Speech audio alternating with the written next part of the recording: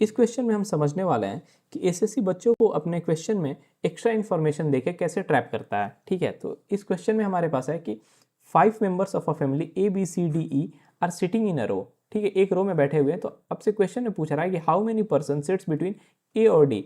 ए और डी के बीच में कितने लोग बैठे हुए हैं। ठीक है भाई, अब क्या क्वेश्चन में गिवन है कि B is father of E.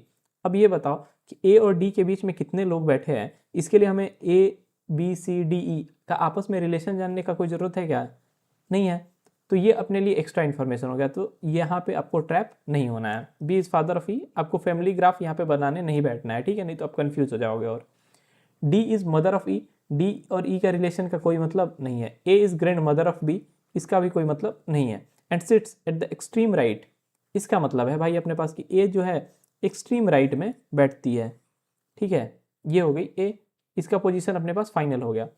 D sits to the immediate left of B. ठीक है भाई, बी यदि कहीं इधर है तो जो डी का पोजीशन है वो इधर कहीं पे है, लेफ्ट साइड में। ई सिट्स बिटवीन बी एंड सी।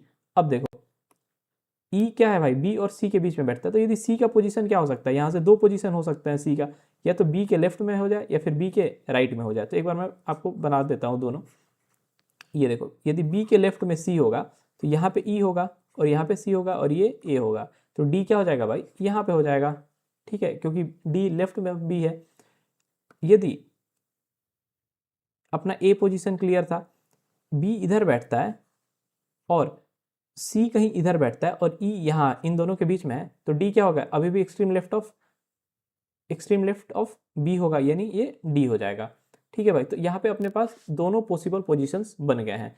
तो अब पूछ रहा है आपसे कि ए और डी के बीच में कितने लोग बैठे हुए हैं। ठीक है भाई, ये देखो यहाँ पे बी ई सी, यदि इसके अकॉर्डिंग जाओगे तो, यदि इसके अकॉर्डिंग जाओगे तब भी यहाँ पे 3 लोग ही बैठे हुए हैं डी और ए के बीच में, सी ई बी। तो यहाँ भी ऑप्शन 3 ही होगा। तो option number C correct answer होगा।